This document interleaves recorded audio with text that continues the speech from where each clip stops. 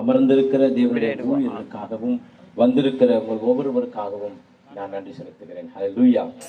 நேரம் நமக்கு அதிகமா இல்லாதபடினாலே நாம் நேரடியாக ஆண்டவருடைய வார்த்தைக்கு கடந்து போவோம். யாத்திராகமத்தின் புஸ்தகம் 15ஆம் அதிகாரம் 11வது வசனத்தை வாசிக்கும் பொழுது, யாத்திராகம புஸ்தகம் 15ஆம் அதிகாரம் 11வது வசனத்தை வாசிக்கும் பொழுது வேதம் சொல்லுகிறது, கர்த்தாவே, தேவர்களில் உமக்கு ஒப்பானவர் யார்? பரிசுத்தத்தில் மகத்துவம் உள்ளவரும் துதிகளில் பயப்படத்தக்கவரும் அற்புதங்களை செய்கிறவருமாகிய உமக்கு ஒப்பானவர் யார் என்ற இந்த வசனத்தோடு வார்த்தையோடு உங்கள் மத்தியிலே நான் இந்த வார்த்தை வைக்க விரும்புகிறேன். ஒரு சில நொடிகள் கண்களை மூடி நாம் செபிப்போம். அன்பின் நல்ல பிதாவே, இந்த ஆசீர்வதிக்கப்பட்ட நேரத்திற்காக நம்முடைய பாதத்திலே நாங்கள் வருகிறோம்.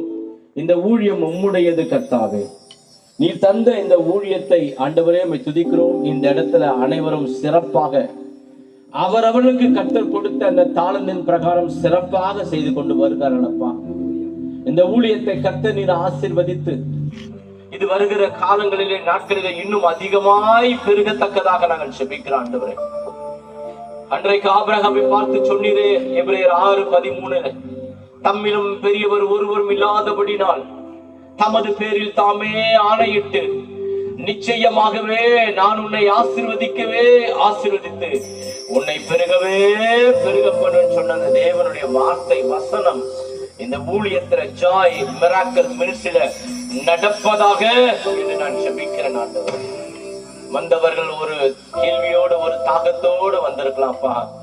அவர்கள் எதை யோசித்துக் கொண்டு வந்தார்கள் என்பதை நான் அறியேன் ஆண்டவரே.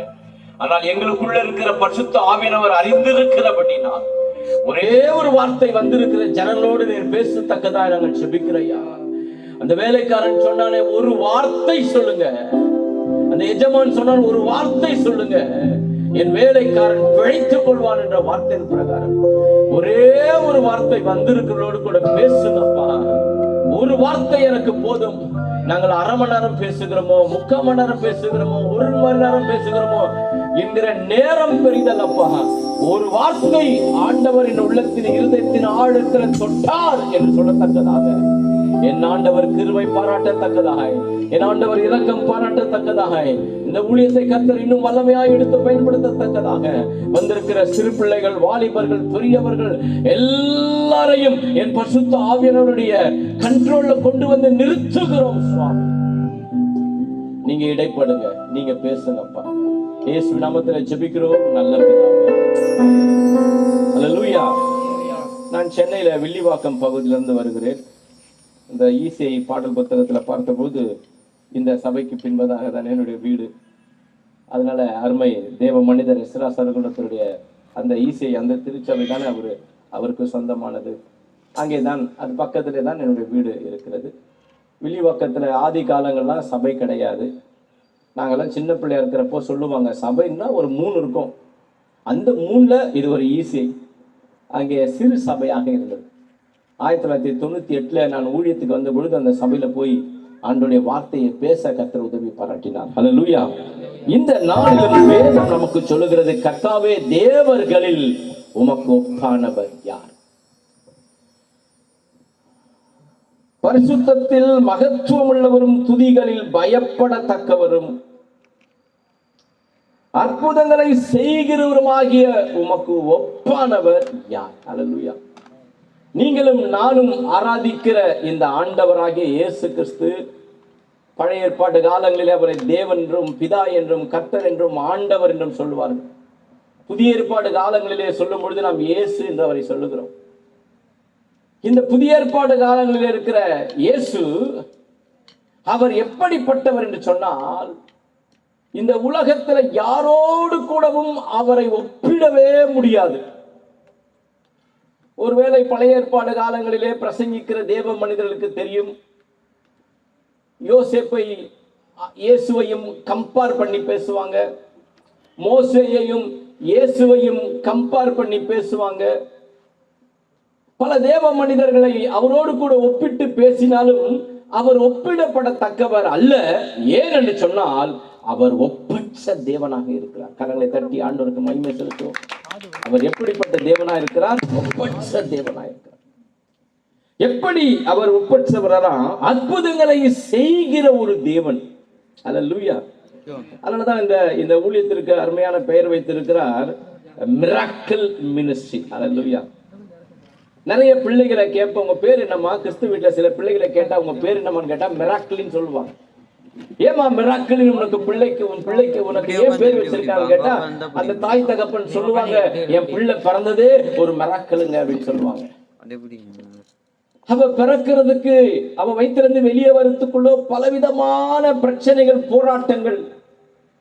நாங்கள் ஆண்டவரிடத்துல ஜெபித்தோம், ஆண்டவரே எங்க பிள்ளை நல்லபடியா பிறந்துட்டா அந்த பிள்ளைக்கு நாங்க மிராக்கிளின் வைக்கிறோம். ஏனால் அந்த பிள்ளை ஒரு அற்புதமாய் பிறந்தபடினால் அந்த பெயரை வைக்கிறது போல இந்த ஊழியம் கூட ஒரு அற்புதத்தின் ஊழியமாக. ஏன் என்று சொன்னால், நாம் ஆராதிக்கிற ஆண்டவர் எப்படிப்பட்டவர் என்று சொன்னால் அற்புதத்தின் தேவன். அல்லேலூயா. இந்த வேதம் இருக்கிறது, இந்த 66 புத்தகம் இருக்கிறது. இந்த 66 புத்தகம், இந்த வேதமே ஒரு அற்புதமான ஒரு வேதம். கிறிஸ்தவம் ஒரு அற்புதம்,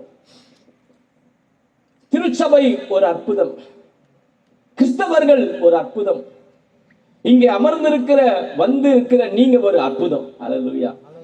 என்னை பத்திரமாய் ஆண்டவர் கொண்டு வந்தாரே, இது ஒரு அற்புதம்.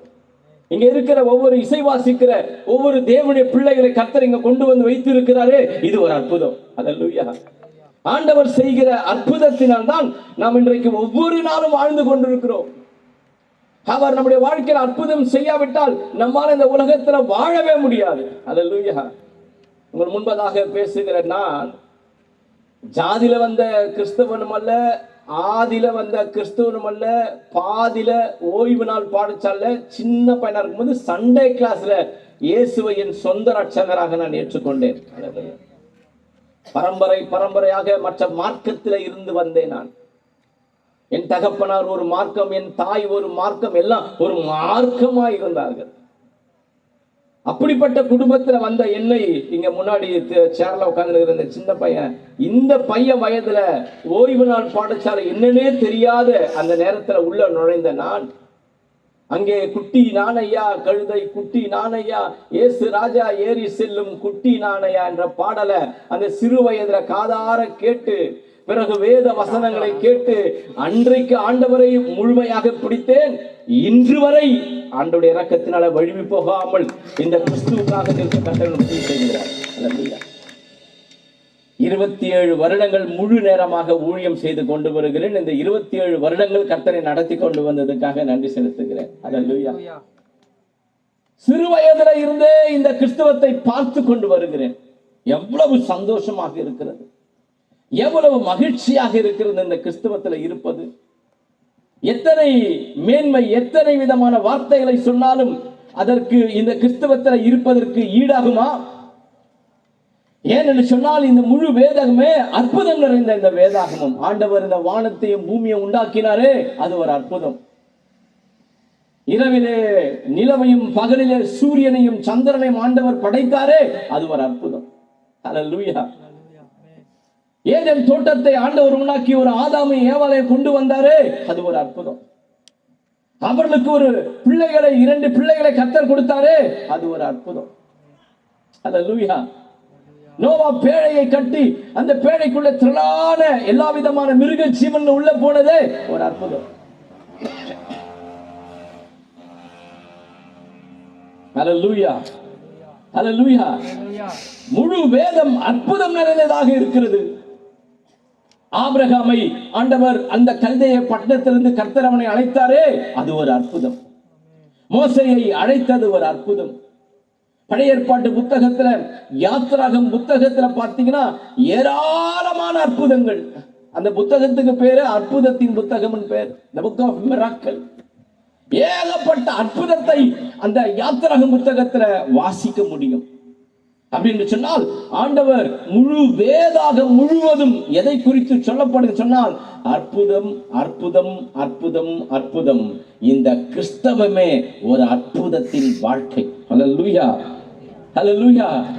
பழைய ஏற்பாட்டிலும் ஆண்டவர் அற்புதங்களை செய்திருக்கிறார், புதிய ஏற்பாட்டிலும் ஆண்டவர் அற்புதம் செய்திருக்கிறார். பழைய ஏற்பாட்டிலே சவுலுக்கு அசுத்தாவை பிடித்திருந்த பொழுது தாவீது கிண்ணறத்தை எடுத்து வாசித்த பொழுது, தம்புருவை எடுத்து வாசித்த பொழுது அந்த சவுலுக்குள்ள இருக்கிற அசுத்தாவை வெளியே போனது. இங்கே புதிய ஏற்பாட்டில் இயேசு பிசாசை அதட்டினார் என்று வேதம் சொல்லுகிறது. பழைய ஏற்பாட்டில் மிரியாமுக்கு குஷ்டரோகம் பிடித்திருந்தது, மோசே போய் ஜெபித்தான். புதிய ஏற்பாட்டில் இயேசு குஷ்டரோகிகளை தொட்டு சுகமாக்கினார் என்று வேதம் சொல்லுகிறது. அல்லேலூயா. ஆண்டவர் எப்படிப்பட்டவர் என்று சொன்னால், அவர் அற்புதத்தின் தேவன். இந்த மாலை நேரத்துல யாரெல்லாம் அற்புதத்தை நீங்கள் நம்பி வந்திருக்கிறீர்களோ, என்னுடைய வாழ்க்கையில் ஆண்டவர் ஒரு அற்புதம் செய்வார் என்று யாரெல்லாம் நீங்கள் யோசித்து வந்திருக்கிறீர்களோ, அவர்களுடைய வாழ்க்கையில கர்த்தர் அற்புதம் செய்ய அவர் இந்த மாலை நேரத்திலும் அவர் வல்லமையுடைய தேவனாய் இருக்கிறார். அல்லேலூயா. நான் சின்ன வயசுல இருந்தே இந்த கிறிஸ்தவ வாழ்க்கையில் இருக்கிறேன் என்பதை குறித்து சொன்னேன். நிறைய கூட்டங்கள் கலந்து கொள்வேன். நான் சிறு பையனாக நான் இருக்கும் பொழுது அங்கே மெரினா பீச்சில் மறைந்த பரிசுத்தவான் டாக்டர் ஜீசஸ் தினகரன் அவர்கள் அவர் பிரசங்கிக்க வந்திருக்கிறார். என்ன கூட்டம், திரளான கூட்டங்கள், ஏராளமான கூட்டங்கள். அந்த நேரத்துல பாத்தீங்கன்னா நான் ஒரு கொஞ்சம் எனக்கு ஞாபகம் இருக்கிறது. அந்த புரட்சி தலைவர் எம்ஜிஆர் அவங்க அவர்கிட்ட ஜெபம் பண்ணின போறத பார்த்த உடனே என் உள்ளத்துல ஒரு பெரிய மகிழ்ச்சி.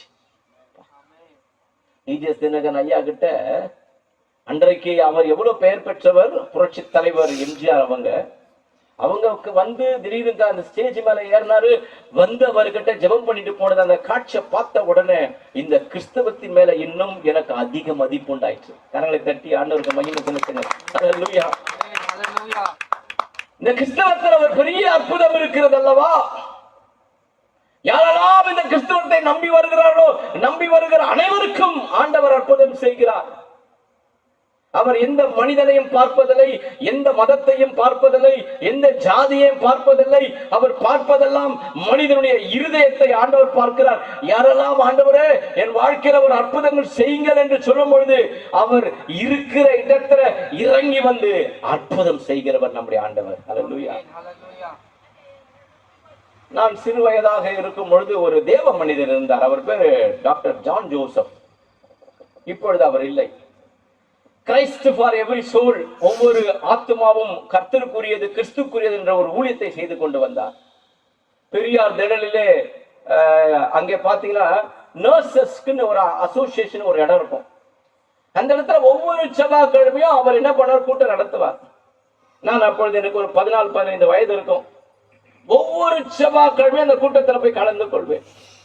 அந்த கூட்டத்தில் கலந்து கொள்ளும் பொழுது அந்த தேவ மனிதன் மிக அருமையாக வல்லமையாக பிரசங்கிப்பார். அவர் ஆங்கிலத்தில் பிரசங்கம் பண்ணா தமிழ்ல அருள்ராஜ் எனப்பட்ட ஒரு தேவ மனிதன் மொழியாக்கம் பண்ணுவார். 2 பேரும் ரெட்டக்குழ துப்பாக்கி மாதிரி அவ்வளவு வார்த்தைகளை வல்லமையாய் பேசிக் கொண்டிருப்பார்கள்.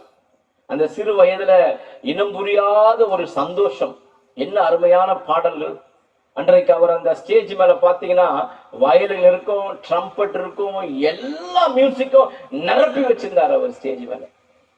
அந்த சீக்கிரத்துல போனா அந்த ஆராதனையும் அந்த பாடலை அதை பாடுவதும் அவர்கள் வாசிப்பதும் கேட்பதற்கே இனிமையாக இருக்கும். எப்போ செவ்வாய்க்கிழமை வரும் காத்து கொண்டிருப்பேன். நான் இருந்த பகுதியிலிருந்து அந்த இடத்துக்கு போவதற்கு பஸ் ஃபேர் கூட கிடையாது. நடந்துதான் போகணும், நடந்துதான் வரணும். அந்த கால சூழ்நிலையில அப்படிப்பட்ட காலத்தின் சூழ்நிலையிலே நான் போய் அங்க மீட்டிங்ல உட்கார்ற ஒரு நாள் நான் என்ன உட்கார்ந்துட்டு ஆண்டவர்கிட்ட கேட்கிறேன்னா, ஆண்டவரே ஒவ்வொரு செவ்வாய்க்கிழமையும் நான் வருகிறேன். இந்த ஒவ்வொரு செவ்வாய்க்கிழமையும் இந்த மறைந்த தேவ மனிதன் ஜான் ஜோசப் என்ன பண்ணா ஒவ்வொருடைய பேரை சொல்லி கூப்பிடுவார். யார் அந்த சாந்தி, சாந்தி, யார் அந்த பியூலா, பியூலா, யார் அந்த ரமேஷ், ரமேஷ், பேரை சொல்லி கூப்பிடுவார்.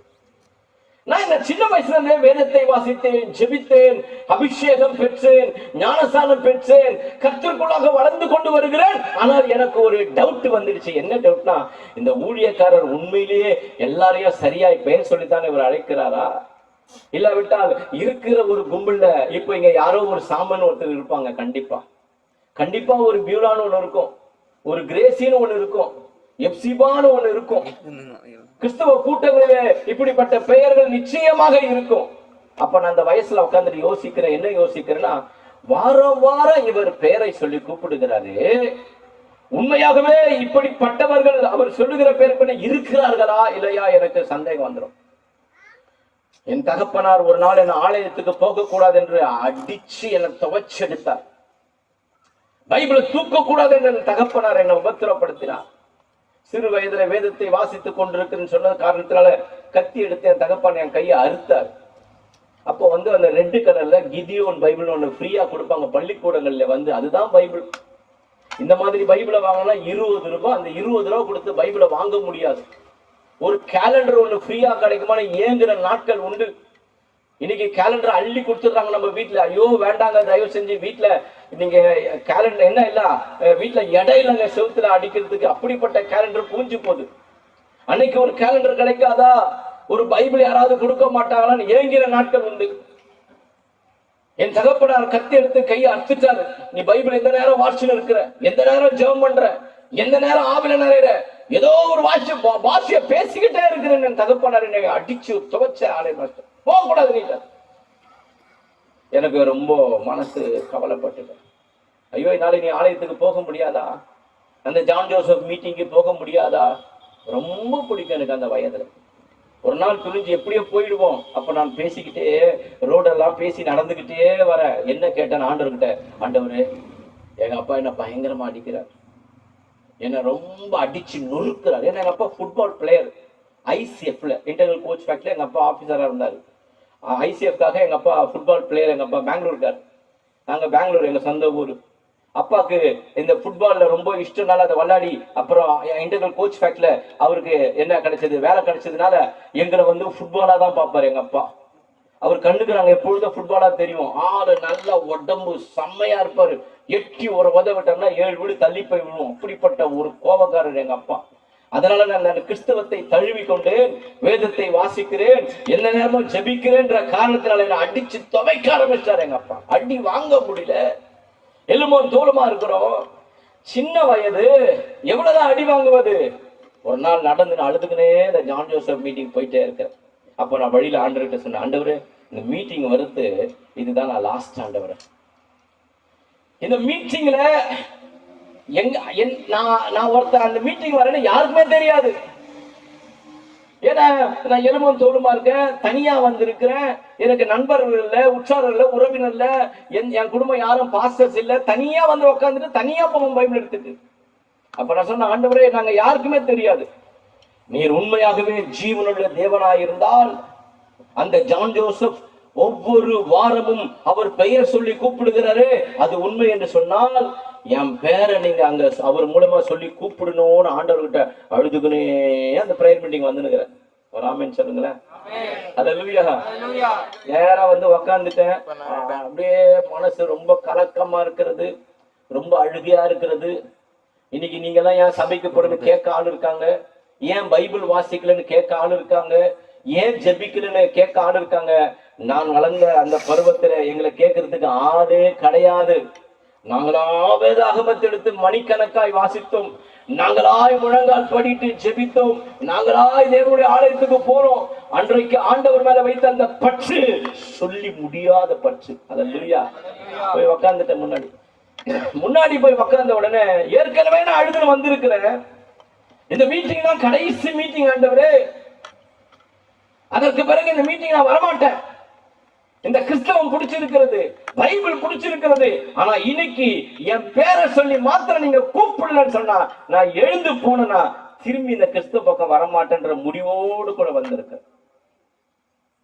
அந்த வருஷத்தை நான் எழுதி டைரி வச்சிருக்கேன். 1990 10ஆம் தேதி 10ஆம் மாசம் 9:33 நைட்டு செவ்வாய்க்கிழமை அங்க போய் அழுதுனே இருக்கிறேன். அந்த நேரம் பார்த்து அந்த பாஸ்டர் ஐயா என்ன பிரசங்கம் பண்றார், ஜான் ஜோசப் ஐயா என்ன பிரசங்கம் பண்றாருன்னா, எலியாவை எடுத்து பேசுகிறார். போதும் கர்த்தாவே, நான் சாகிறேன், என் பிதாக்களை பார்க்கிலும் நான் நல்லவன் அல்ல.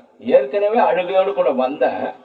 இவர் எடுத்த அந்த பிரசங்கமும் இன்னும் என்ன பண்ண ஆரம்பிச்சுன்னா, என்ன தேம்பி தேம்பி தேம்பி, போதும், நான் வாழ்ந்தது போதும், நான் இந்த உலகத்துல இருக்கிறது போதும், எனக்கு இந்த வாழ்க்கை வேண்டாம், போதும் ஆண்டவரே அப்படின்னு அதை பண்ண எனக்கு ஏற்கனவே அழுகல வந்தனால இன்னும் ரொம்ப அழையா இருந்துச்சு. அவ்வளவுதான், அழுகுற அழுதுமே இருக்கிற உட்காந்துட்டு. சோ பிரசங்கத்தெல்லாம் பேசி முடிச்ச பிறகு கடைசியா அவர் ஒவ்வொருத்தர பேரை சொல்லி கூப்பிடுற நேரம் வந்துடுச்சு. அப்ப பேரை சொல்லி கூப்பிடுற அந்த நேரத்துல என்ன சொல்றாருன்னா, என் இடது பக்கத்திலே ஒரு சகோதரி இருக்கிறார்கள். ரோசி. யார் அந்த ரோசி? நீ கருப்பு கலர் ஜாக்கெட் போட்டு வந்திருக்கிறாய். எல்லாம் அங்க அடையாளத்தான் சொல்றாரு அவரு. நான் அப்படி திரும்பி பாக்குறேன், எங்க இருக்காங்கன்னு பாக்குறேன். பிறகு இன்னொரு பக்கம் சொல்ற, ரீட்டா. யார் அந்த ரீட்டா?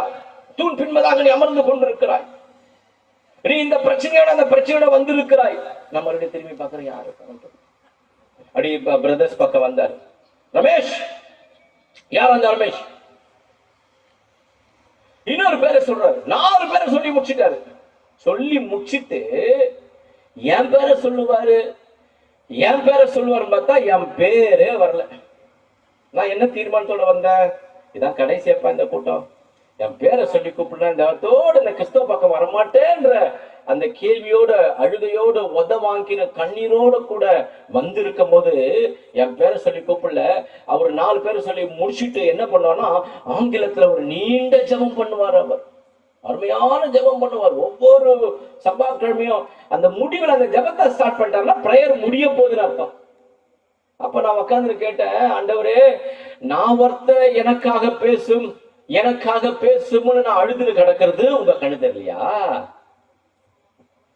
பின்னாடி ரீட்டா பெரிய, ரோசி பெரிய, ரமேஷ் பெரிய, அவங்க பேரை கூப்பிட்டுங்கிறீங்களே, அப்ப நான் வீட்டுல இருந்து கண்ணீரோடு அழுது கொண்டு இங்க வந்தது உங்களுக்கு தெரியலையா ஆண்டவரே? போதாம்ப்பா போதும் அப்படின்னு என்ன பண்ற, அழுதுக்குன்னே இருக்கிற. இவர் அந்த லாங் பிரேயரை வந்து முடிச்சு நேரம் பார்த்து டக்கு நிறுத்திட்டார். அவர் சொல்றாரு, இங்கே ஒரு பெயர் என் கண்களுக்கு முன்பாக வந்து கொண்டே இருக்கிறது அப்படி சொல்லிட்டு அவர் சொல்றாரு, யார் அந்த ஜார்ஜ் சாமுவேல்? நான் தான். கரங்களை தட்டி ஆண்டவர் மகிமை செலுத்துங்க. ஹல்லேலூயா. யார் அந்த ஜார்ஜ் சாமுவேல்? எனக்காய் பேசும் என்று அழுது கொண்டிருக்கிற மகனே, என் பேரை சொல்லி கூப்பிடுங்கப்பான்னா என் பேரை விட்டுப்பட்டு பின்னாடிங்கிற ரீட்டா பெரிய, ரோசி பெரிய கூப்பிடுங்கிறீங்களே, உங்களுக்கு கண்ணு தெரியலையான்னு கேட்கிற என் அன்பு மகனே, உன்னை பிற்காலத்தில் நான் உன்னை ஊழியக்காரனாக பயன்படுத்துவேன்னு சொன்ன அந்த ஒரு வார்த்தை ஒரு மிராக்கிள். அது கரங்களை தட்டி ஆண்டவருக்கு மகிமை செலுத்துங்க. ஹல்லேலூயா. அது ஒரு பெரிய அற்புதம். அந்த வாலிப வயதுல, அந்த சிறு வயதுல அன்றைக்கு ஆண்டவர் செஞ்ச அந்த ஒரு அற்புதம் இன்னைக்கு வரைக்கும் கர்த்தர் என் வாழ்க்கையில அற்புதங்களை கர்த்தர் செய்து கொண்டே இருக்கிறார். ஹல்லேலூயா. அந்த ஐயா கூட அவர் காலப்போக்கில் அவர் மரித்து விட்டார். பெங்களூர் தேசத்துல ஜக்சன் ஆபிரகாம் ஆந்திரால இருக்கிறார், ஒரு பெரிய தேவனுடைய மனிதர். அவர் ஒரு பெரிய கூட்டத்தை நடத்துவதற்காக பெங்களூர் தேசத்துல வந்திருக்கும் போது நானு, ஜக்சன் ஆபிரகாம் ஐயா, பிரீதா ஜக்சன் 3 பேர் அங்க ஸ்டேஜ்ல இருக்கிறோம். அப்படி ஸ்டேஜ்ல இருக்கும் போது அவர் அந்த முதல் நாள் கூட்டத்துல, 2 நாள் தான் கூட்டம் வச்சோம், முதல் நாள் கூட்டத்துல அவர் அங்கிருந்து சொல்றாரு, இந்த கூட்டத்துல ஜாய் என்று சொல்லப்பட்ட ஒரு பெண் வந்திருக்கிறது. இந்த கூட்டத்தை முடிச்ச பிறகு நான் போய் இறந்து விடுவேன், எனக்கு இந்த வாழ்க்கை வேணா, என் மாமியார் என்னை பயங்கர கொடுமைப்படுத்துகிறார்கள்.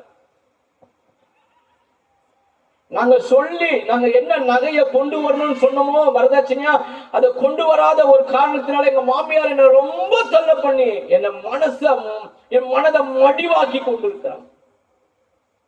இந்த கூட்டத்தை முடிச்ச உடனே நான் போய் சூசைட் பண்ணிக்குவேன்னு தீர்மானத்தோடு கூட வந்த அந்த பொண்ணு பேரு ஜாய். அப்ப சொன்னார் அவர், உன் பேரு ஜாய், ஆனா உன் வாழ்க்கையில ஜாயா இல்ல, சந்தோஷமே இல்ல.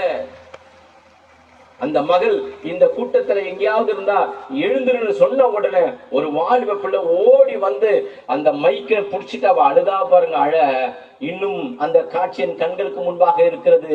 பாஸ்டர், நீங்க சொன்னதெல்லாம் உண்மை, ஆண்டவரின் பெயரை சொல்லி அழைத்தார், நான் அந்த மரணத்திலிருந்து நிச்சயமாய் நான் போய் செய்ய மாட்டேன், ஆண்டவருக்காக போய் வாழுவேன் என்று சொல்லி அவள் கர்த்தருக்காக வாழத்தக்கதாய் ஆண்டவர் செய்தார் என்று சொன்னால் இந்த கிறிஸ்தவம் ஒரு அற்புதமான கிறிஸ்தவம். கரங்களை தட்டி ஆண்டவருக்கு மகிமை செலுத்துங்கள். ஹல்லேலூயா. அற்புதம் என்பது என்னங்க? வரலாற்று சம்பவம். அது வரலாற்று சம்பவம். தேவன் மனிதனை நேசிக்கிறதுனால்தான் அவருடைய பிரசன்னம் இறங்கி வந்து நமக்கு அற்புதம் செய்கிறது. அல்லேலூயா. ஏன் ஆண்டவர் அற்புதம் செய்கிறாரா தேவனுடைய பிள்ளைகளுக்கு? அவர் நம்ம மேல வைத்த அன்பு, அவர் நம்ம மேல வைத்த பாசம், அன்பு. தேவ மனிதர் இங்க சொல்லும் பொழுது சொன்னார், என் இடது காலிலே அங்க படிக்கட்டு ஏறும் பொழுது ஒரு சிறிய விபத்தினால நடக்க முடியாத சூழ்நிலை கர்த்தர் அற்புதம் செய்தார். அல்லேலூயா. போன வருடம் என் வலது கால திடீர்னு எனக்கே தெரியாம முழங்கால ஏதோ ஒரு சத்தம், கரக்கு கரக்கு கரக்குன்னு எனக்கு சத்தம் கேட்குது. ஒருவேளை முழங்கால அந்த பிசின் போய்விட்டதோ, முழங்கால இருக்கிற அந்த லிக்விட் போய்விட்டதோ. என் கரத்தை வச்ச அந்த முழங்கால் பள்ளியில ஆண்டவரே சுகத்தை தாங்கன்னு கேட்டேன். அந்த வலி எங்க போனதுன்னு தெரியல, அந்த சத்தம் எங்க போனதுன்னு தெரியல. இன்னைக்கு வரைக்கும் ஆண்டவர் சுகமாக நடக்க வைத்துக் கொண்டிருக்கிறார். ஹல்லேலூயா, ஹல்லேலூயா. அற்புதத்தின் தேவன் நம்முடைய ஆண்டவர், அற்புதத்தின் தேவன். எனக்கு திருமணமான அந்த புதிதுல 2 வருஷம் எங்களுக்கு குழந்தை கிடையாது. கொஞ்சம் நல்லா யோசிச்சு பாருங்க. திருமணம் ஆன உடனே, இந்த 1 வருஷம் திருமணம் ஆன உடனே எல்லாரும் கேட்கிற கேள்வி என்ன கேள்வி கேட்பாங்க? புழு பூச்சி இல்லையா, புழு பூச்சி இல்லையான்னு. நான் சம்டைம்ஸ் சொல்லுவேன், புழு பூச்சி இல்லைங்க, பாம்பு தாங்க இருக்கு, புழு பூச்சி இல்லையா. எல்லாரும் கேட்பாங்க. எனக்கு ஏன் அப்படி ஏன் கேட்கறாங்க எனக்கு தெரியல. வெளிநாடுகளிலே போய் பார்த்தா அவங்கெல்லாம் உங்களுக்கு கல்யாணம் ஆயிடுச்சா, உங்களுக்கு பிள்ளை இருக்கா, அதெல்லாம் கேட்கவே மாட்டாங்க. நம்ம ஊர்ல கல்யாணம் உடனே குழந்தை பெற்று எடுத்துடணும், இல்லைன்னா இவங்களுக்கு கஷ்டம். நான் கேட்கிறேன், நீங்களா ஃபீஸ் கட்ட போறீங்க? நீங்களா போய் ஏதாவது செய்ய போறீங்க? ஒன்னும் கிடையாது. ஆனா என்ன பண்றோம்? கேட்கிறோம் புழு பூச்சி. 2 வருஷம் எனக்கு குழந்தை பாக்கியம். நான் சொன்னேம்மா, நான் முழு நேரம் ஊழியம் செய்கிறேன், ஆண்டவர் ஏற்ற வேலையில எனக்கு அவர் குழந்தை கொடுப்பார் என்பதை நான் அறிந்திருக்கிறேன். நீ ஏன்பா எனக்கு இன்னும் குழந்தை கொடுக்கல? நான் அவரை கேட்டு அவர் மனசை நான் கஷ்டப்படுத்த விரும்பல. தம்முடைய சொந்த குமாரனையே கொடுத்தாரே, மற்ற எல்லாவற்றையும் அவர் அல்லாதிருப்பது எப்படி என்று ரோமர் 8ஆம் அதிகாரம் அங்கே 31வது வசனத்துல வாசிக்கிறோமே. தம்முடைய சொந்த குமாரனை கொடுத்தவர் எனக்கு குழந்தையை தரமாட்டாரா? கரெக்டா 2 வருஷம் அந்த முடிவுல நேரத்துல ஆண்டவருடைய பெரிய தயவுனால என் மனைவி கன்சீவ் ஆயிட்டாங்க. இப்போ 7 மாத நிறை மாத கர்ப்பிணியாக என் மனைவி இருக்காங்க. என் பக்கத்துல மாமியார் இல்ல, என் பக்கத்துல எங்க அம்மா இல்ல, நாங்க தனியா ஒரு வீட்டுல இருக்கிறோம். திடீர்னு ஒரு 7 மாதம் அவங்க நிறை மாத கர்ப்பிணியாக இருக்கும் பொழுது எழுந்து உட்கார்ந்து அழுதுன்னு இருக்கிறாங்க. என்னமா எழுந்து உட்கார்ந்து அழுது? என்னமா விஷயம்னா, தொட்டு பார்த்தா பயங்கர ஃபீவர், காய்ச்சல். உங்களுக்கு தெரியும், குழந்தை வயிற்றுல இருந்தா அந்த நேரத்துல என்ன பண்ண முடியாது, என்னவோ மருந்து மாத்திரை எடுக்க முடியாது, குழந்தைக்கு பாதிப்பு. எனக்கு என்ன பண்றதுன்னே தெரியல. மாமியார் வீடும் தூரமா இருக்கு, அம்மா வீடும் தூரம் இருக்கும்போது இரவு மணி சரியாக 2. அழுகுறாங்க அழுகுறாங்க அழுகுறாங்க, உட்காந்துட்டே இருக்காங்க. எனக்கு என்ன பண்ணதுல 2 வருஷம் குழந்தை இல்லாம இப்ப கன்சீவா இருக்காங்களே. நான் சொன்னேன், நீங்க இந்த கட்டில விட்டு கீழே இறங்குமா, நான் உனக்கு ஜெபம் பண்றேன்னு சொன்னேன். அல்லேலூயா. அவங்க கட்டில விட்டு கீழே இறங்கினாங்க, முக்காடு போட்டாங்க, தலைமேல கைய வச்சேன், தலைமேல கைய வச்சேன். ஆண்டவரே, இந்த நேரத்துல நான் எங்க போவேன், யார பார்ப்பேன் எனக்கு தெரியாது ஏசப்பா. சுகம் தருகிற என் ஆண்டவர், அற்புதம் செய்கிற என் ஆண்டவர், இவங்களுக்கு அடிக்கிற இந்த ஹை ஃபீவர் இயேசுவின் நாமத்தினால நிற்பதாக ஒரு ஜெபம் பண்ண. அல்லேலூயா. 10 நிமிஷத்துல ஆண்டவருடைய பெரிய தயவுனால உடம்பு சில்லுன்னு ஆயிடுச்சு. பிறகு அவங்க நார்மலா ஃபீல் பண்ணிட்டு என்கிட்ட சொன்னாங்க, நீங்க இப்பதாங்க உண்மையிலேயே ஊழியக்காரு. நீங்க 2 வருஷமா நான் ஊழியக்காரா இருந்தது அவங்களுக்கு தெரியல, சுகமான பிறகுதான் சொல்றாங்க இப்பவே நீங்க உண்மையிலே ஊழியக்காரா. நான் கேட்கிறேன், இந்த அற்புதம் என்பது எங்க தெரியுமா இருக்கிறது? தேவன் நமக்குள்ளாகவே அற்புதத்தை கர்த்தர் கொடுத்துட்டார். நமக்குள்ளாகவே கர்த்தர் அற்புதத்தை கொடுத்துட்டார். என் கண்ணுல ஒரு கட்டி அப்படியே நின்று போச்சு, நல்ல பெருசா என்னுடைய லெப்ட் கண்ணை கட்டி நின்று போச்சு. ஒரு 2-3 டாக்டர் கிட்ட போறேன். டாக்டர் சொல்றாங்க, அந்த ரப்பையை தூக்கிட்டு சின்னதா ஆபரேஷன் பண்ணிடலாம், அதை அப்படியே கட் பண்ணிட்டு அந்த கட்டி எடுத்துடலாம் அப்படின்னு சொன்னாங்க. நான் சொன்னேன், டாக்டர், இந்த ரப்பையில நீங்க ஆபரேஷன் பண்ணி வரும்போது ஒரே ஒரு நரம்பு, இந்த லெப்ட் ரப்பையிலயோ ரைட் ரப்பையில ஒரே ஒரு நரம்பு தான் என்ன பண்ண, நம்முடைய கண்ணை சிமிட்டு. அந்த அந்த ஒரே ஒரு நரம்பை தெரியாம அறுத்துட்டாங்கன்னு சொன்னா அந்த ஒரு கண்ணு பர்மனண்டா மூடிடும். ஏன்னா நரம்பை தைக்க முடியாது இல்லையா. நான் சொன்னேன், டாக்டர், நீங்க கண்ணை வந்து அந்த ஆபரேஷன் பண்ணும்போது தெரியாம நீங்க அந்த நரம்ப அறுத்துட்டீங்கன்னா அந்த கண்ணு மூடிக்குமே நான் என்ன பண்ணுவேன் கடைசி வரைக்கும், அதுக்கு நான் என்ன பண்றேன்னு கேக்குறாங்க அவங்க. டாக்டர் அது என் கண்ணு, உங்க கண்ணு இல்லை டாக்டர். உடனே அவங்க கொடுத்த மருந்துக்கு இருந்து எதுவுமே வேலை செய்யல. பைபிள் காலேஜுக்கு படிக்க போயிருக்கிறேன். இங்க சென்னையில இருந்து பாளையங்கோட்டை போனா பைபிள் காலேஜ் படிக்கிறதுக்கு. அங்க படிக்க போன உடனே எல்லா மாணவரும் கண்ல என்ன கண்ல என்ன கண்ல என்ன கண்ல என்ன. நேரம் நம்ம ஊர் ஜனங்க கிட்ட இருக்கிற ஒரு பெரிய பிரச்சனை என்னன்னா, நமக்கு எங்கேயுமோ ஒரு கட்டியோ கிட்டியோ தலையில முடி கம்மியோ எதுவுமே பார்த்துட்டானா விட மாட்டாங்க. ஏன் பிறகு தலையில முடியல, அதான் இல்லைன்னு தெரிஞ்சதுல போக வேண்டியதானே. கண்ல என்ன அங்க என்ன அர்த்தம் இருக்கு, இங்க நம்ம மூக்க வீக்கமா இருக்குது, அது ஏன் இப்படி இருக்குது, ஏன் முடியல அடிச்சு போய்க்குது, டை அடிக்கலையா, டை அடிச்சா ஏன் டை அடிக்கிறீங்க. நம்மள ஏதாவது குறை சொல்லனா இந்த நம்ம ஜனங்களுக்கு என்ன வராது, தூக்கமே வராது.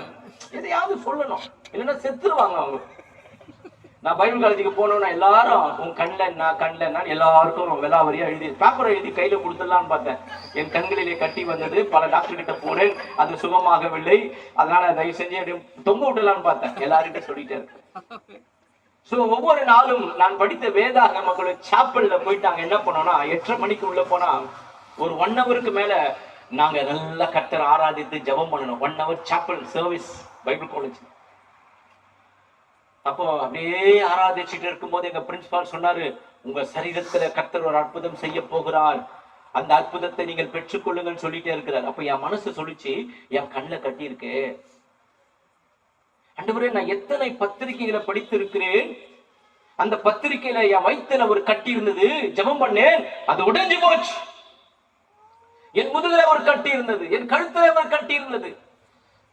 எத்தனையோ சாட்சிகளை குறித்து நான் படிக்கிறேன். ஆண்டவரே, என் கண்ணில் இருக்கிற கட்டி இப்ப என்ன பண்ணணும், உடையணும், மறையணும். ஏன்னா நான் 3 வருஷம் பைபிள் காலேஜ் படிச்சு முடிச்சுட்டு நான் போய் என்ன பிரசங்கம் பண்ண போறேன்.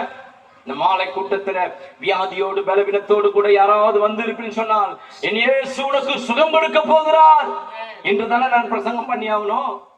அப்ப என் முதல் என் கண்ணில் கட்டிய வச்சுக்கின்னு உனக்கு சுகத்தை ஆண்டவர் தருவான்னு சொன்னா யாருங்க ஏற்றுக்கொள்வாங்க, யார் அதை நம்புவாங்க. பார்த்த டெய்லி என் கையை கொண்டு போய் அந்த கண்ணில் இருக்கிற கட்டி மேல வச்சு டெய்லி ஜெபம் பண்ண ஆரம்பிச்சேன். 3 வருஷமா நின்று போன கட்டி அது அப்படி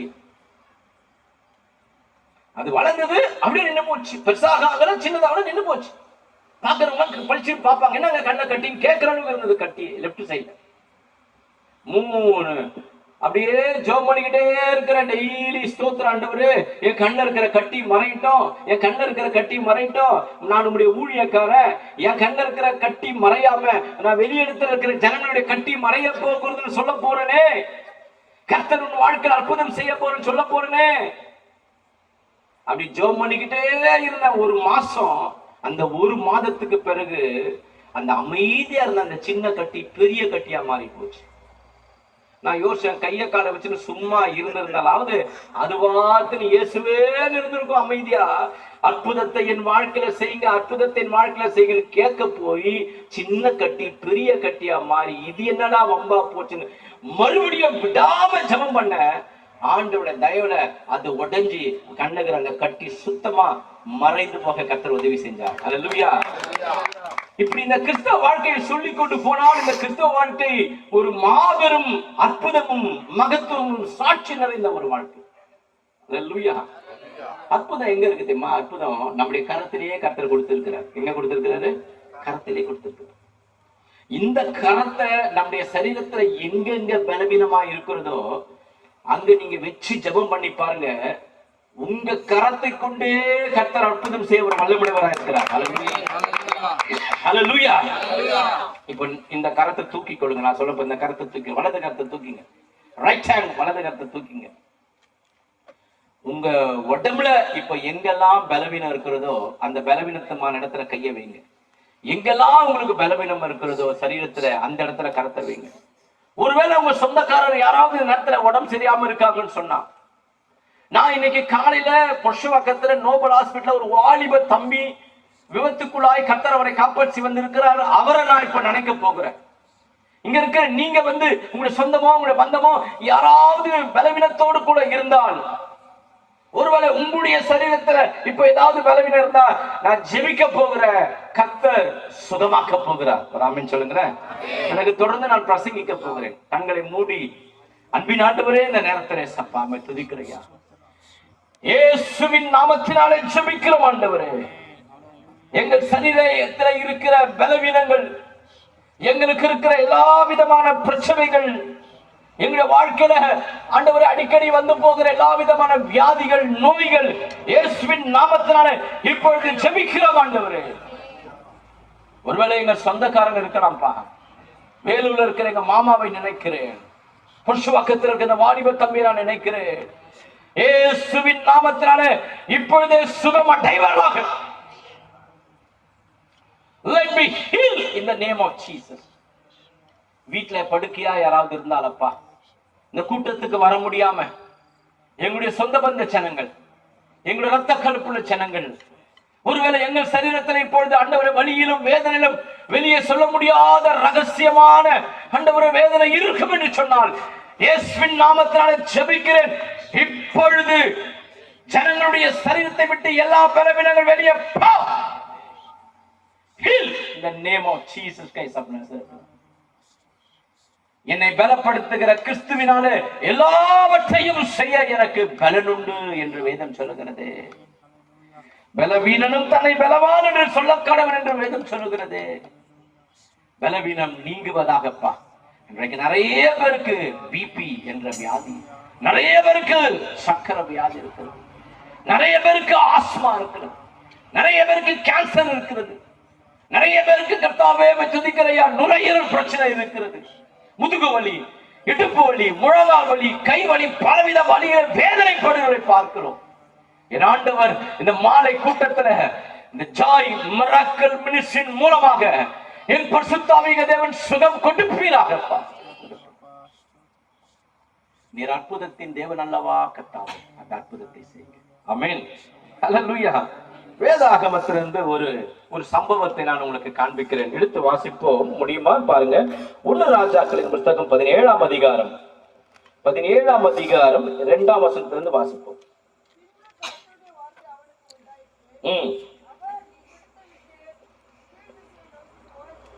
இங்க முன்னாடி இருக்கிறவங்க எல்லாம் வாசிச்சா நல்லா இருக்கும் நினைக்கிறேன். அப்ப என் காதுக்கு தெளிவா இருக்கும்.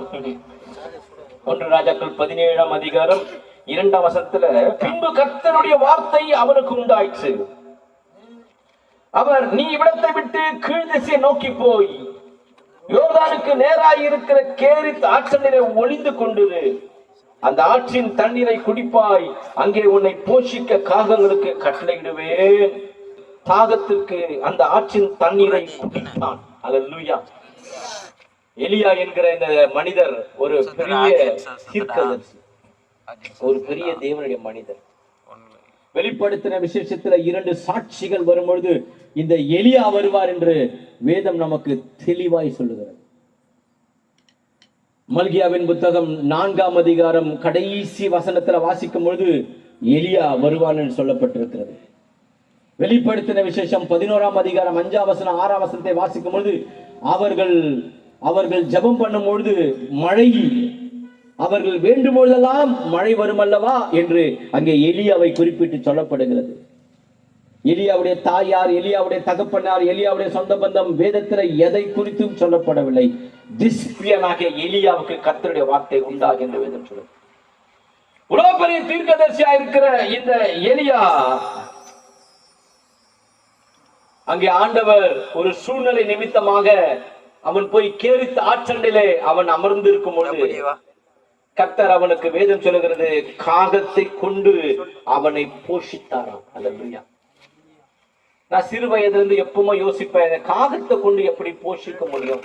நமக்கு நல்லா தெரியும், காக்கா மனிதன் கையில இருக்கிறத எடுத்துட்டு போயிடும். எத்தனை பேருக்கு அந்த அனுபவம் இருக்கு? சின்ன வயசுல நம்ம கையில முறுக்கோ இல்ல பட்டர் பிஸ்கட்டோ எதையாவது இருந்தா வெடுக்குன்னு புடிங்கின்னு போயிடும்.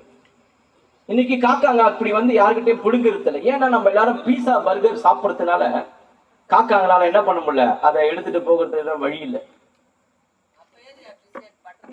பட்டர் பிஸ்கட் இருந்துச்சு, சின்னதா இருந்தது, இப்போ இருக்குது, எல்லா பிஸ்கட்டும் இருக்குது.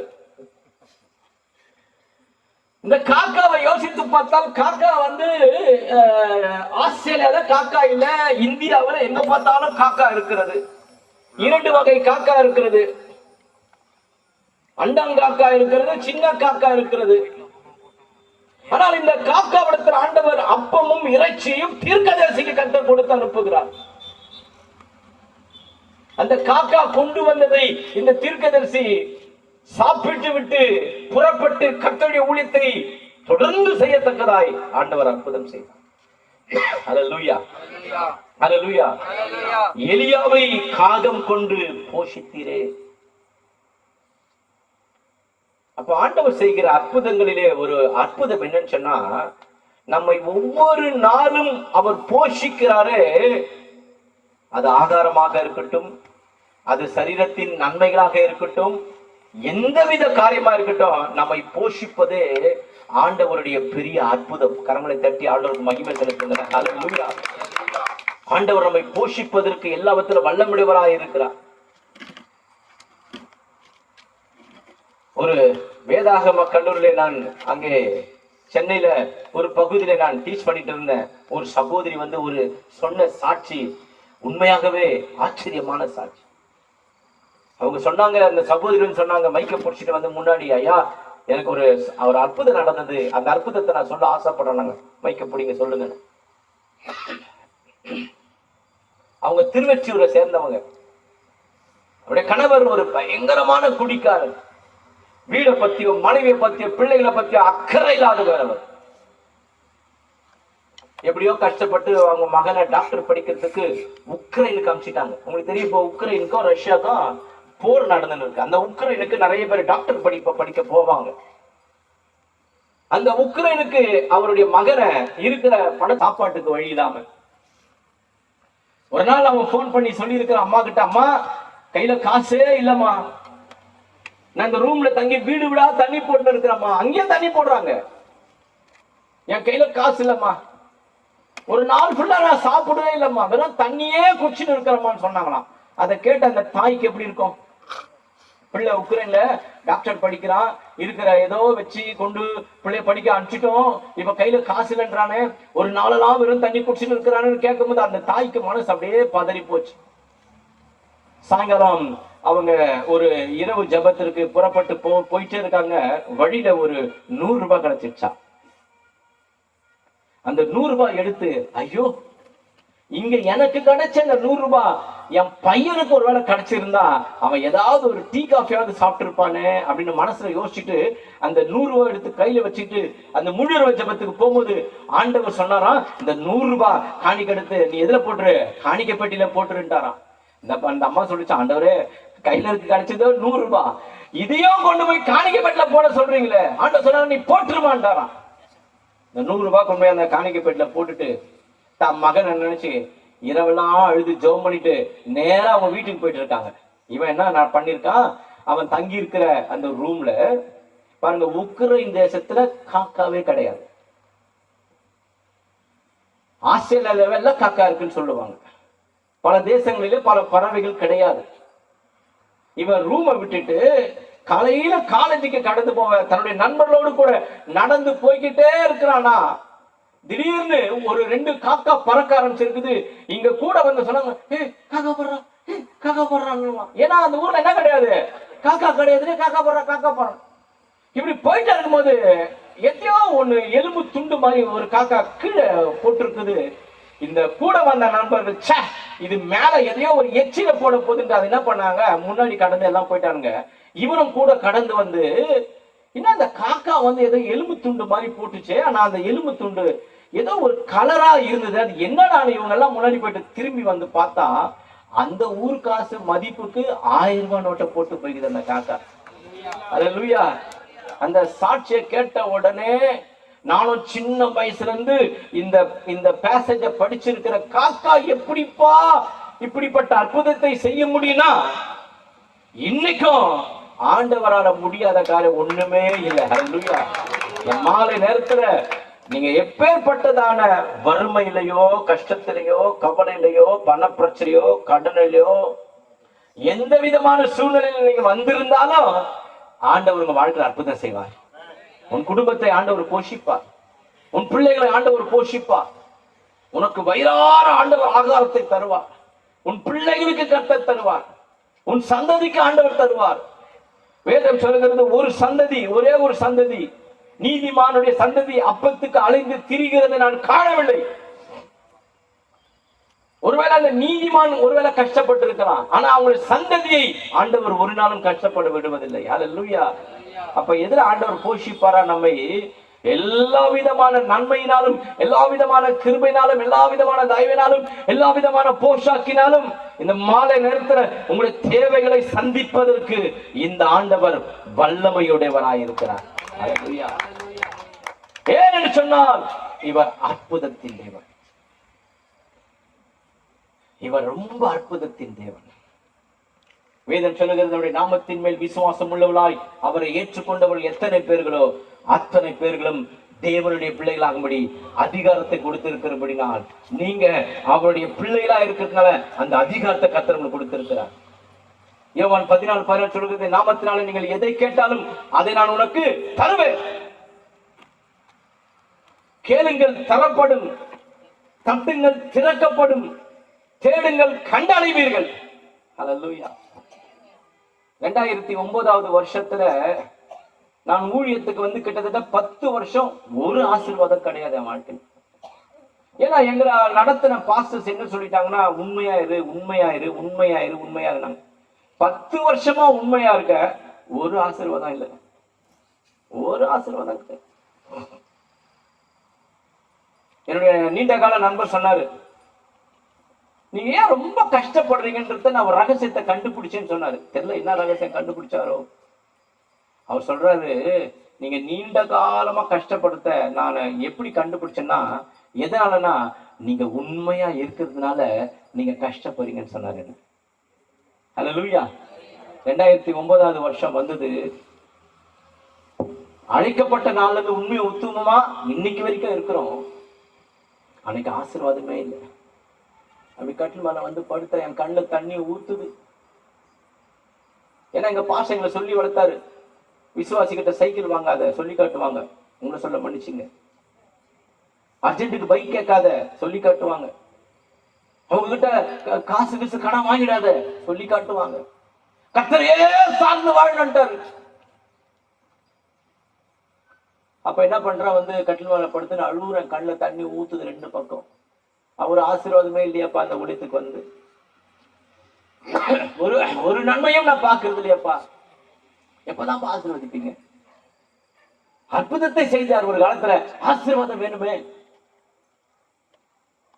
அப்ப ஆண்டவர் என் கண்ணு முன்னாடி வந்து ஒரு வார்த்தை பேசினாரு.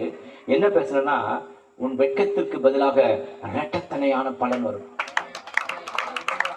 இந்த வார்த்தையை பேசின உடனே பைபிளை பல தடவை படிச்சேன். டக்குனு ஞாபகத்துக்கு வரல அந்த வசனம் எங்க இருக்குன்னு. எழுந்த பைபிள் எடுத்த எதிர்பாராம ஓபன் பண்ணா கரெக்டா ஏசாயா 61:7 உன் வெட்கத்துக்கு பதிலாக இரட்டத்தனையான பலன் வரும்னாரு. என்ன தெரியுமா பண்ண? பைபிளை மூடிட்டேன். ஆண்டவர் கிட்ட சொன்ன, இந்த சும்மா வாக்கு தத்தங்களை கொடுத்து ஏமாத்துற வேலை வச்சுக்காதீங்கப்பா. எத்தனை பேர் நான் சொல்றேன் அனுபவம் புரியுது? கொஞ்சம் கை தூக்கி சொல்லுங்களேன். நான் சொல்ற அனுபவம் புரியுதா உங்களுக்கு? எப்ப பார்த்தாலும் ஏதாவது ஒரு வாக்குதத்தை கொடுத்து கொடுத்து கொடுத்து கொடுத்து கொடுத்து கொடுத்து நான் ஏமாந்து போனது போதும்பா. முதல்ல இந்த வார்த்தையின் பிரகாரம் என்ன பண்ணுங்க, நீங்க ஆசீர்வதிங்கன்னு கேட்ட ஆண்டவர் கிட்ட. அதெல்லாம் நம்ப மாட்டேன். பைபிள் எடுத்து செல்ஃப்ல வச்சுட்டேன். கோயம்புத்தூர்ல இருந்து தேவ மனுஷன் ஜவஹர் சாமுவேல் வந்தாரு. ஒரு இடத்துல பாக்குறேன், அவர் என் தலைமையில கையை வச்சு ஜெபம் பண்றாரு. இந்த வருடம் உனக்கு அறுவடை உண்டு, இந்த வருடம் உனக்கு ஆசீர்வாதம் என்று தீர்க்க தரிசனம் சொல்றாரு. அந்த தீர்க்க தரிசனம் ஆம் என்றும் அப்படியே எடுத்துக்கிட்டேன். அந்த 2009 இருந்து ஆசீர்வதிக்க ஆரம்பிச்ச ஆண்டவர் இன்று வரை நான் ஆசீர்வாதமா இருக்கிறேன். அற்புதங்க, இது அற்புதம். அவரை தவிர வேற யாராலும் நம்மை ஆசீர்வதிக்க முடியாது. யாக்கோபு, அங்க வேதம் சொல்கிறது, ஈசாக்கு யாக்கோபை ஆசீர்வதித்து முடிந்த பிறகு முடிஞ்சு போச்சு, அவங்ககிட்ட ஆசீர்வாதம் இல்லை. அண்ணன் உடையாடுறான், ஏசா, எப்பா எப்பா எனக்கு ஒரு ஆசீர்வாதம் இல்லையா, எனக்கு ஒரு ஆசீர்வாதம் இல்லையா.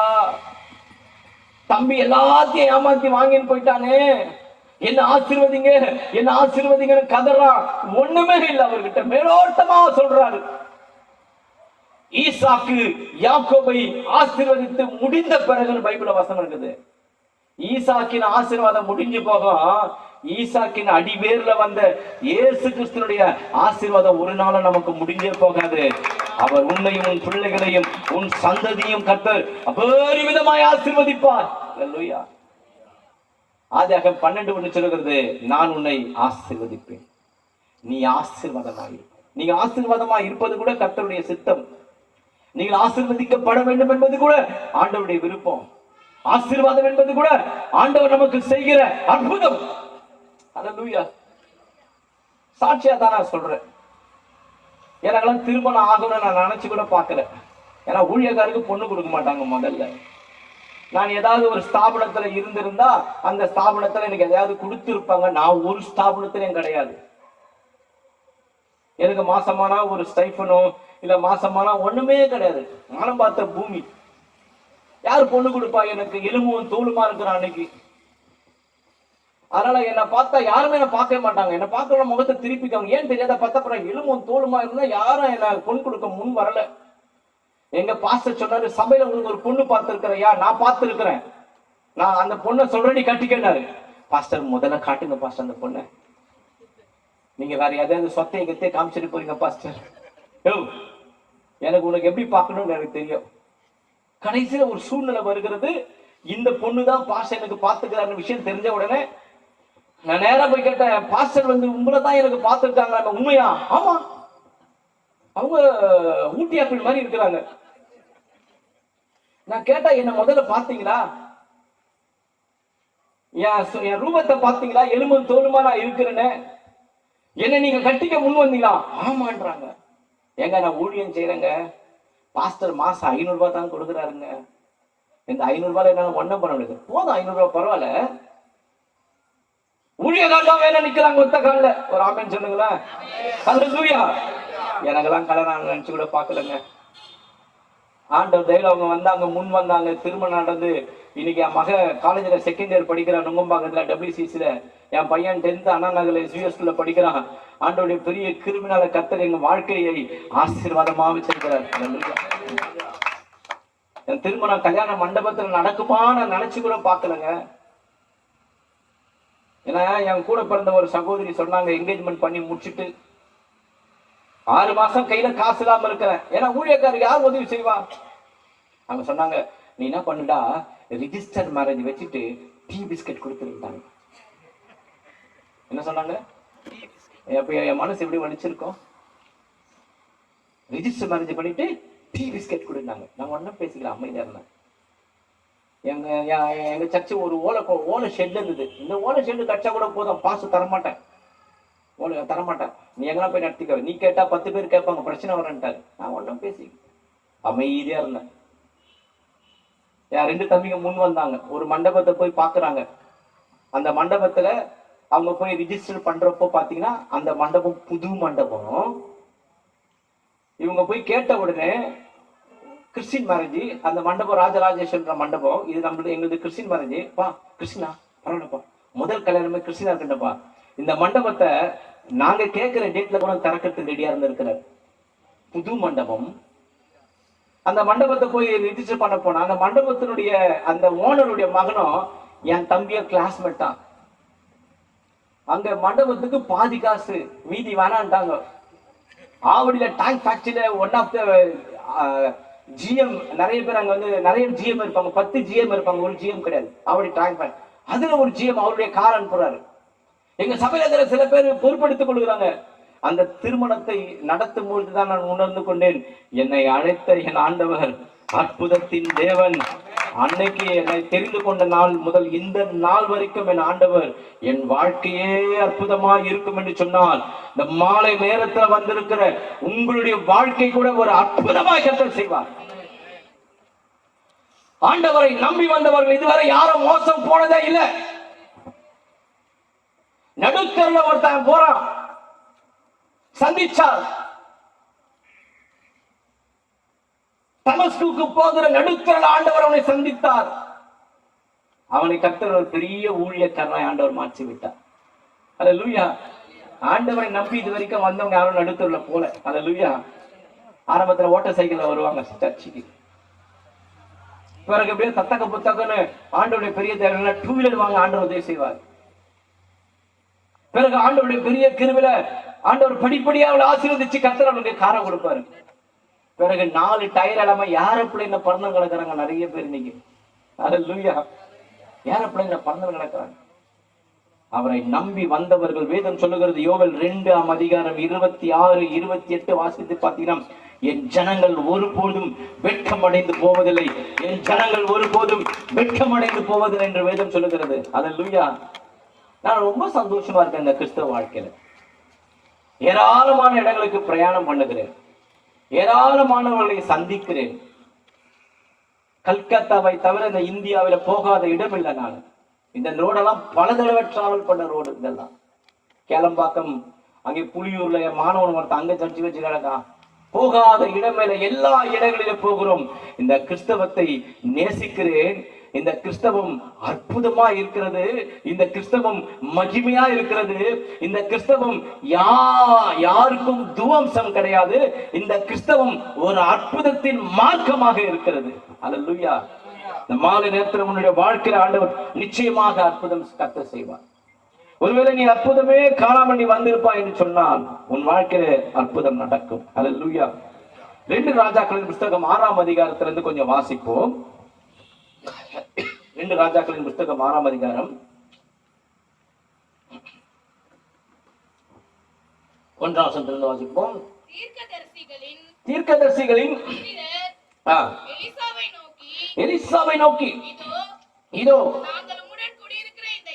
நாங்கள் உம்முடனே குடியிருக்கிற இந்த இடம் எங்களுக்கு நெருக்கமாய் இருக்கிறது. யோர்தான் மட்டும் போய் அவ்விடத்துல ஒவ்வொருவரும் ஒவ்வொரு உத்திரத்தை வெட்டி குடியிருக்க அங்கே எங்களுக்கு ஒரு இடத்தை உண்டாக்குவோம் என்றார்கள். அதற்கு அவன் போங்கள் என்றார். அவர்களில் ஒருவன், நீ தயவு செய்து உமது அடியாரோடு கூட வர வேண்டும் என்றான். அதற்கு அவன், நான் வருகிறேன் என்று சொல்லி அவர்களுடைய கூட போனான். அவர்கள் யோர்தான் நதி அருகே வந்த பொழுது மரங்களை வெட்டினார்கள். ஒருவன் ஒரு உத்திரத்தை வெட்டி வீழ்த்துகையில் கோடாரி தண்ணீரிலே விழுந்தது.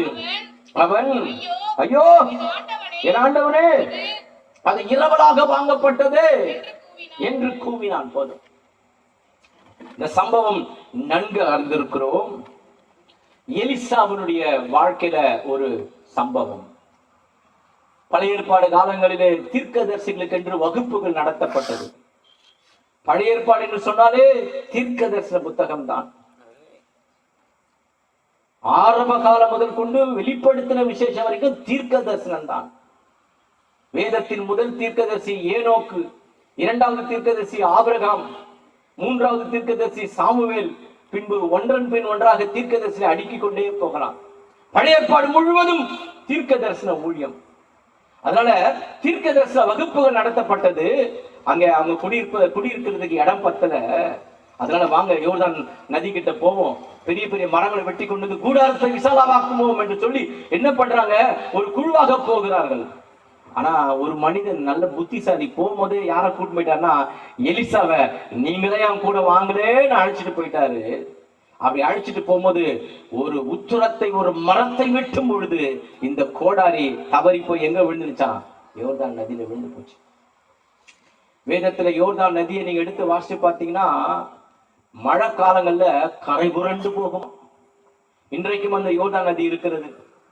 இஸ்ரவேலை 2ஆக பிரிப்பது யோர்தான் நதி. கலிலேயாவை, பலஸ்தீனாவை 2ஆக பிரிப்பது கலிலேயா கடல். எகிப்தை 2ஆக பிரிப்பது நைல் நதி. இந்த யோர்தான் நதியிலே போய் வெட்டுகிறான். ஓங்கி வெட்டும் போது அந்த கோடாரி உள்ள போய் விழுந்துருச்சு.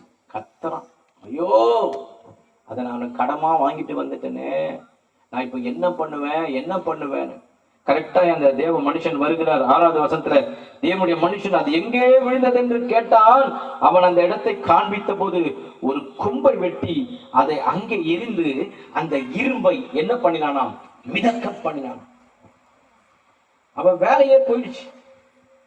கோடாரி தாங்கிட்ட சொந்தமா இருக்க கூட திராணியற்றவன் அந்த கூட வந்த மனிதன். ஒரு சொந்த கோடாரி இல்லை, அந்த கோடாரியே கடமா வாங்கிட்டு வந்த வாங்கி வெட்டுறான், விழுந்து போச்சு. இப்ப என்ன பண்றது? தாங்கிட்ட வாங்க முடிஞ்சிருந்தா அதுக்கு சொந்தமா எடுத்துட்டு வந்தது போன போது விட வேற வாங்கிக்கலாம்னு நினைச்சிருக்கலாமே. கடனா வாங்கிட்டு போச்சு. நான் என்ன பண்ணணும் கதறான். ஒன்றுமில்லாத நிலைமை, இயலாத நிலைமை, கதறான்.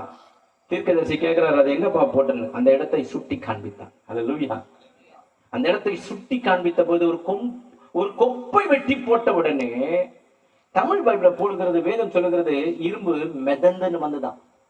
உங்ககிட்ட யாருன்னா இங்கிலீஷ் பைபிள் அந்த வசனத்தை படிச்சு பாருங்க. இரும்பு மெதந்துன்னு வரலான்னு இருக்கு பைபிள் இல்ல, இரும்பு நீச்சல் அடிச்சுன்னு வந்துச்சான். என்ன பண்ண வந்தா இட் வாஸ் ஸ்விம்மிங். படிச்சு பாருங்க, உங்க இங்கிலீஷ் பைபிள் வீட்டுல போய் தேடி பாருங்க, 100% இருக்கும். அப்பனா அங்க 2வதாக எலிசா அதனுடைய அந்த சம்பவத்துல பார்க்கும்பொழுது அந்த மனிதனுடைய வாழ்க்கையில ஒரு இயலாமல் தன்னுடைய வேலையே போகிற சூழ்நிலை காணப்படும் பொழுது கர்த்தர் அந்த இடத்துல அற்புதத்தை செய்தது போல இன்றைக்கு இந்த மாலை கூட்டத்தில் வந்திருக்கிற அன்பு தேவனுடைய பிள்ளைகளே, யாரோ இங்க ஒரு நபருக்கு ஆண்டவர் ஒரு பர்மனண்டா வேலை கர்த்தர் கட்டளை போறார். நிரந்தரமான ஒரு வேலையை கட்டளை போறார். அல்லேலூயா. சில சந்தர்ப்பத்துல வேலை கிடைத்தால் கூலி கிடைக்காது, கூலி கிடைத்தால் வேலை கிடைக்காது என்ற சூழ்நிலை. ஆனால் ஒரு நபருக்கு ஆண்டவர் உண்மையை சொல்லுகிறேன், நிரந்தரமான ஒரு பர்மனன்ட் வேலையை கர்த்தர் கட்டளை போகிறார். நீங்க சாட்சி சொல்ல போறீங்க. வந்தீங்க ஒரு நாள் வேலை இல்லாம கஷ்டப்படுறீங்களா, சம்பாதனை இல்லாம கஷ்டப்படுறீங்களா, என் வாழ்க்கையை நான் எப்படி நடத்துவேன்னு நீங்க வேதனையில் இருக்கிறீங்களா? 1 பேதுரு 5:7 சொல்லுகிறது, அவர் உங்களை விசாரிக்கிறவரானபடினால் உங்கள் கவலை இல்லாம அவர் மேல் வைத்து விடுங்க. சங்கீதம் 55:22 சொல்லுகிறது, கர்த்தர் மேல் உன் பாரத்தை வைத்து விடு, அவர் உன்னை ஆதரிப்பார், நீதிமானை ஒருபோதும் தள்ளாட விட்டார். இந்த மாலை நேரத்துல 2 அற்புதத்தை நான் உங்கள் முன்பதாக வைக்கிறேன். 1, உங்களை ஆண்டவர் உங்களுடைய குடும்பத்தை உங்களுடைய சந்ததியை போஷிப்பார். 2வது, ஒரு நிரந்தரமான ஒரு வேலையை கொடுத்து உங்களுடைய எதிர்காலத்தில் ஆண்டவர் பெரிய அற்புதங்களை கர்த்தர் செய்து உங்களை ஆசீர்வதித்து கர்த்தர் வழி நடத்துவார். எழுமி நில்லுங்க. உங்களுக்காக சில நேரங்கள் நான் ஜெபிக்க போகிறேன். ஜெபத்திலேயே காணப்படும். உங்களுக்காக ஜெபிக்க போகிறேன்.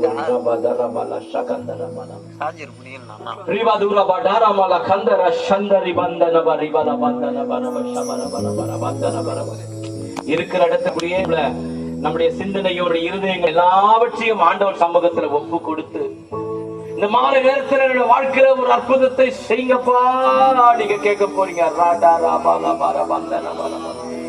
ஹalleluya அப்பா மக்கு ஸ்தோத்திரம். ஹalleluya இந்த மாலை நேரத்துல வந்திருக்கிற ஒவ்வொரு தேவனுடைய பிள்ளைகளுடைய கருத்துவே தருகிறேன் ஐயா. அப்பா மக்கு ஸ்தோத்திரம் ஆண்டவரே. ஹalleluya ரிகந்தர பலமோ சந்தர மந்தன பலபல வந்தன வரி பலமோ சுர பக்கர பலபல பலபல பலபல சந்தர பலபல வந்தன. இயேசுவே மை ஸ்தோத்திரிக்கிறோம். இயேசுவே மை ஸ்தோத்திரிக்கிறோம் ஆண்டவரே. ஹalleluya உமக்கு ஸ்தோத்திரம். உமக்கு ஸ்தோத்திரம். உமக்கு ஸ்தோத்திரம் ஆண்டவரே. உம்மை துதிக்கிறோம் ஐயா. உம்மை துதிக்கிறோம். உம்மை துதிக்கிறோம். உம்மை துதிக்கிறோம் ஆண்டவரே. உம்மை ஸ்தோத்திரிக்கிறோம் ஆண்டவரே. ஹalleluya உம்மை ஸ்தோத்திரிக்கிறோம் ஆண்டவரே. உம்மை துதிக்கிறோம் ஆண்டவரே. எங்கள் மத்தியிலே ஆண்டவர் இறங்கி வருவீராக. இங்க வந்திருக்கிற ஒவ்வொரு தேவனுடைய பிள்ளைகளை ஆண்டவர் துண்டுவீராக. ஆவி ஆத்துமா சரீரத்தை கர்த்தர் துண்டுவீராக. எதற்காக வந்தார்களோ அவைகளை ஆண்டவர் முற்றிலுமாக அதை கர்த்தாவே கொடுத்து நன்மையிலே ஆண்டவர் ஆசீர்வதிக்கும்படியாக ஜெபிக்கிறேன் ஆண்டவரே. ஒரு அற்புதத்தை கர்த்தர் செய்வீராக ஆண்டவரே. ஒரு அற்புதத்தை கர்த்தர் செய்யும்படியாக நாங்கள் ஜெபிக்கிறோம் ஆண்டவரே. நமக்கு ஸ்தோத்திரம் ஆண்டவரே. உம்மை துதிக்கிறப்பா. நமக்கு ஸ்தோத்திரம். என் மீது அன்பு கூர்ந்து பலியானே சிலுவையிலே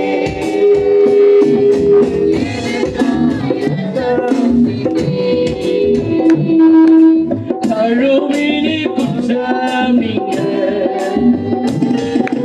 என் மீது அன்பு கூர்ந்து சிலுவையிலே எனக்காய் ரத்தம் சிந்தி கழுவி நீர் குற்றமில்ல பிரித்தெடுத்தீ பிறக்கும் நான் உமக்கென்று வாழ்ந்திட பிரித்தெடுத்தீ பிறக்கும் நான் உமக்கென்று வாழ்ந்திட ஆராதனை உமக்கே அனுதினமும் உமக்கே ஆராதனை உமக்கே அனுதினமும் உமக்கே பிதாவானே தேவனே தகப்பனே என் தந்தையே பிதாவானே என் தேவனே தகப்பனே என் தந்தையே ஆட்சிமையோ அகற்றுமையோ உமக்கே நானே என் தந்தைக்கும் மாட்சிமையோ அகற்றுமையோ உமக்கே நானே என் தந்தைக்கும்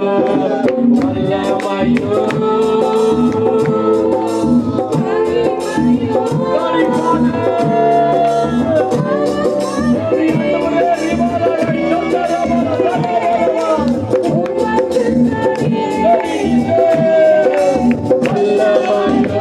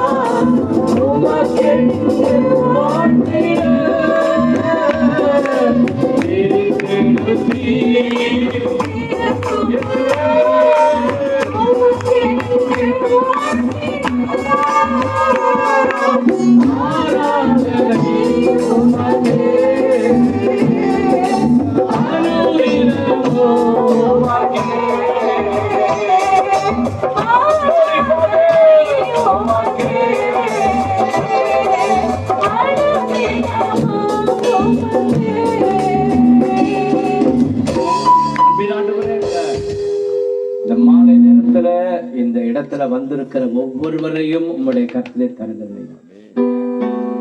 அந்தகார கிரியின் சக்திகள், அசுத்தாவினுடைய வல்லமைகள், அதில் பிடிக்கப்பட்டவர்கள் யாராக இருந்தாலும் இப்பொழுதே இயேசுவின் நாமத்தில் சுகமடைவர்களாக. Heal in the name of Jesus. ஒருவர் கூட பலவீனத்தோடு போக கூடாது. கர்த்தர் என்னை தொட்டார், என் தொடுதலை நான் உணர்ந்தேன், ஆண்டவர் என்னோடு கூட பேசினார், நான் இன்னும் தொடர்ந்து அவருக்காய் வாழப் போகிறேன் என்கிற ஜனங்களை எழுப்பி தாங்க. இந்த கூட்டத்தை கர்த்தர் தொடர்ந்து நடத்துங்கப்பா, உடைய வருகை வரை நடத்துங்கப்பா. கலந்து கொண்ட ஒவ்வொரு தேவனுடைய பிள்ளைகளை ஆசீர்வதிக்கிறேன். உடைய நன்மை தொடர்ந்து நடப்பதாக இயேசுவின் நாமத்தினால பிதாவே, ஆமென். இறுதியாக நம்ம மத்தியில் இருக்கிற அவர்கள் ஜெபித்து ஆசீர்வாதம் கூறுவார். இறுதியாக நீங்கள் ஐயாவிடத்தில் ஜெபித்துக் கொள்ளுவேன், முன்பதாக ஜெபித்து செல்லும்படி உங்களை அன்போடு கூட கேட்டுக்கொள்கிறேன். ஜெபிப்போம். நம்முடைய வாழ்க்கையில் இந்த இடத்துல ஆண்டவர்கள் பெரிய அற்புதத்தை செய்ய முடியாது கேட்ட